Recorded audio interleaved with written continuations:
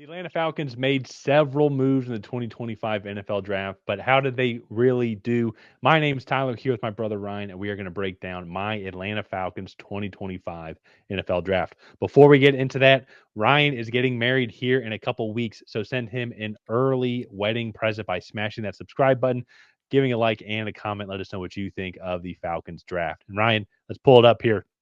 So, very interesting. Let's just go through the names. Jalon Walker, first pick in their draft in the first round, linebacker slash edge rusher out of Georgia. Then another pick in the first round, which was unexpected, I think, by everybody. But they did end up getting James Pearce Jr., edge rusher out of Tennessee. Then they traded up again at the end of the third round, just a couple of picks, swapping picks with the Eagles and giving our fifth round pick for safety Xavier Watts out of Notre Dame. Then in the fourth round, we got safety Billy Bowman Jr. out of Oklahoma. I think that's safety. I think he can be safety, nickel corner. And we'll kind of get to that here in a second. So then lastly, their last pick of the draft, actually a pretty solid pick, Jack Nelson, offensive lineman out of Wisconsin. And this draft is going to hinge, and how this draft gets viewed is going to totally hinge on how well the Falcons do this year. Because if we're picking in the top 10 again, or one of the top 10 worst teams in the league, and we gave away our first round pick, then this is going to look very bad. This is going to look very bad for the front office, who has made already Yeah. questionable decisions over the past 4 or 5 drafts now that haven't really panned out, and also mortgaged away a decent bit of our future, not even just with drafts, but also then too financially with the Kirk Cousins signing, as we're already moving on. Like, we're moving on, or he's just going to be a backup until somebody is willing to pay on his contract. So that all being said, though, if you're telling me going into this draft, like, hey, Tyler, you would get Jalon Walker, James Pearce Jr., Xavier Watts, and then even a day 3 Jack Nelson and Billy Bowman too, and we only Yeah. had 4 or 5 picks, I'd be okay with it. We got the edge rushers, we got secondary guys. I would have loved a receiver. But that being said, though, too, Jake Matthews is getting older. Caleb McGarry is Caleb McGarry, and and average tackle, but could be improved on, especially now too with Michael Penix being lefty, and he's going to be our quarterback of the future. We need kind of the switch blindside quarterback or blindside offensive lineman. Yeah. I don't know. Like I'm definitely indifferent on this. I like the players that we got, explosive players, but I want to hear your thoughts. What are your thoughts? So I 100% agree with what you said. Of like, if you told me like the Falcons coming into this draft with 5 picks would get Jalon Walker, James Pearce Jr., Xavier Watts. I like Billy Bowman. I felt the second safety pick was a little redundant. But with that being said, best player available, I feel like is what it is. Yeah, And then Jack Nelson, I actually had a fourth round grade on. So getting him there at the top of the seventh, I thought was a really good grade. You look, Matt, what is his name? The left tackle, Jake Matthews. Jake Matthews. I don't know why I kept wanting to say Matt Hennessy, but uh, Jake Matthews is getting older. I think Jack Nelson can come in and be a backup. May kick into guard, but I think right now he will be a good tackle. But going back to the top of the draft, I really like the players that they got, and I feel like they definitely got better and improved, which is the main point of the draft. But these are all edge rushers that went at or around the Falcons pick. So they traded pick 46 to the Rams. Donovan Ezeraku went at pick 44, which I had a very similar grade on with him to James Pearce Jr. Nick Scorton and Femi Oladeja went at 51 and 52. And then Mike Green went at 59. And that's it for edge rushers in the second round. But all 4 of those guys I felt could play edge rusher at a similar level to James Pearce Jr.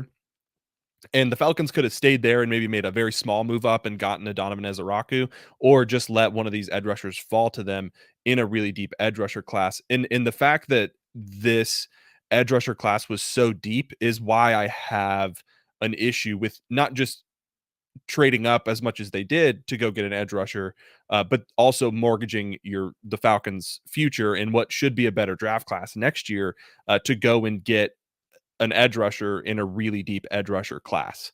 Well, And, yeah. and so that's my biggest issue with the trade.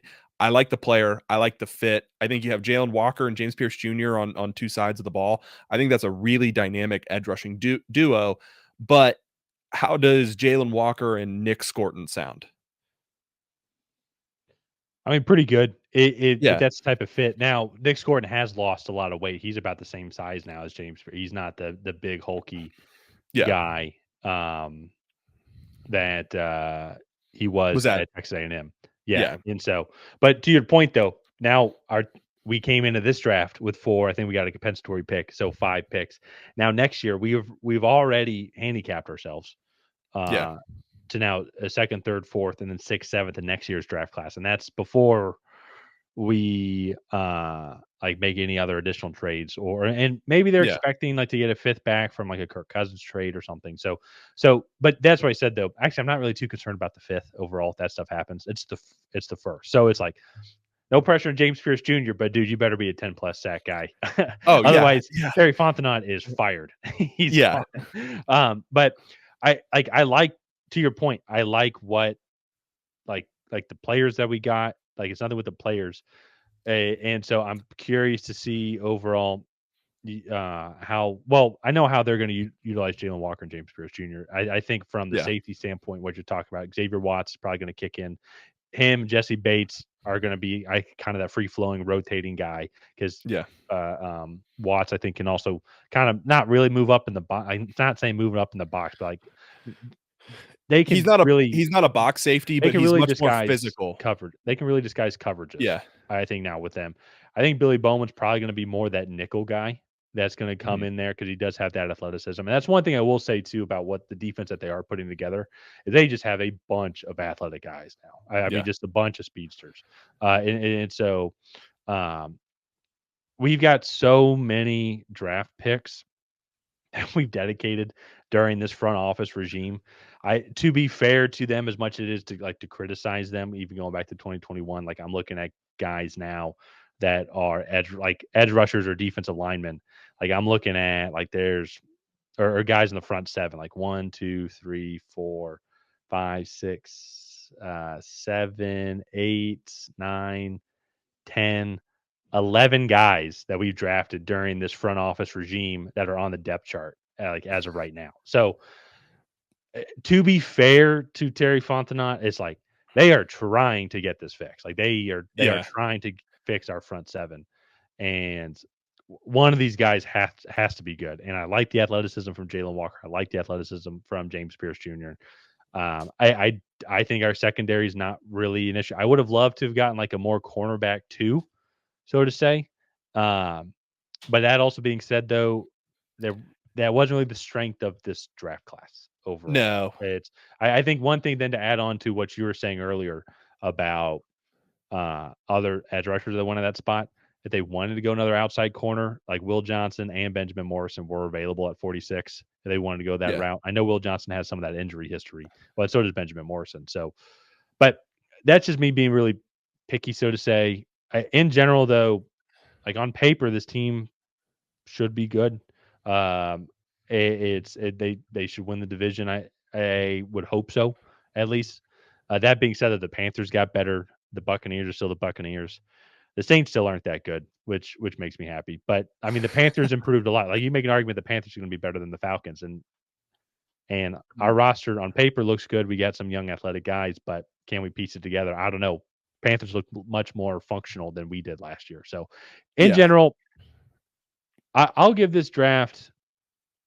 I think because of the lack of the picks, and then and then what we gave up for future picks as well.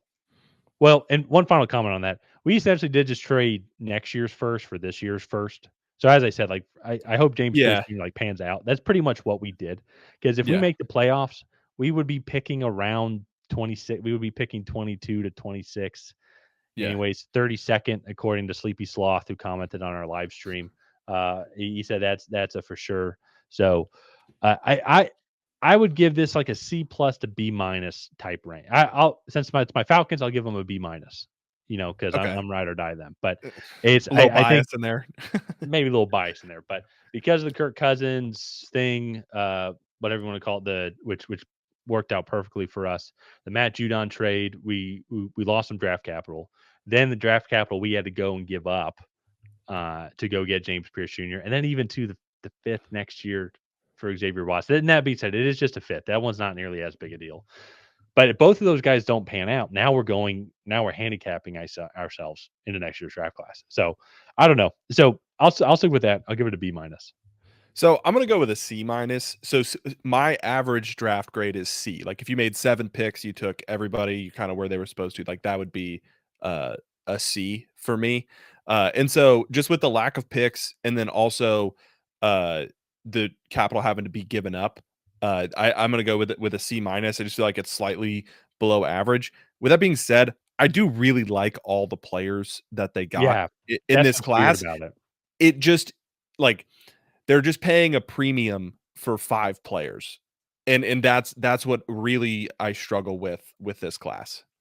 I would. I mean, I'm rooting for them. Obviously, you know what I mean. Like I like the players. It's. I will say this. I think the talent on the field is there. And once again, if for some reason this still does not work out this year, and maybe even too, you talk about Raheem Morris as well. Like I know it'd only be a second year, but it would be, or maybe even Zach Robinson as well. But it's like, what's going on in our front office? Like why Yeah. can we not figure this out? Like why are we always going 7-10, 8-9? Like what is this? And in grand scheme of things, like I think they drafted great players. I appreciate that they're trying to fix the problem. Like we've invested a lot of draft capital into this. But that also being said, though, too, there has been some questionable decisions made as well that has kind of hindered Yeah. progress for the team. First ever pick by Terry Fontenot and this I would say administration and this front office. Yeah, Kyle Pitts. exactly. You know what I mean? There's been a couple guys too. Like I love Troy Anderson, but dude cannot stay healthy on the field as well. Yeah. Like super athletic. I think he's just a great footballer, but he's tough. The Kirk Cousins signing as well. It's and that's a big one. A lot of money invested where them really hamstrung us in off season. So we'll have to wait and see if we would have been picking 14th or 15th or 10th or 8th, like how we were last year. I will be upset. I'll be like, okay, we need to make a change. Like we need to make another change here. Front Uh, office Yeah, change. Yeah. yeah. We Yeah. need to move some Th things around. that's my biggest thing is if it works out and like the Falcons have a top 10 pass rush, I think that you'll definitely look at it and think Yeah, that it's worth it. But if it doesn't work out, it's just a very risky situation right now for I think the Falcons front office. So yeah. No, I and do like the silver uh, lining is I do really like the players that they got. yeah, I like the So players too. And if their defense goes top 10, but our offense doesn't regress, then we can shift kind of the focus overall. I would say yeah, add some more weapons in here, add some more receivers, and that was something that we said that we needed to do. But if we fix one problem at least, because I think there's multiple problems, but the defense is the major problem. So yeah. we'll kind of wait and see.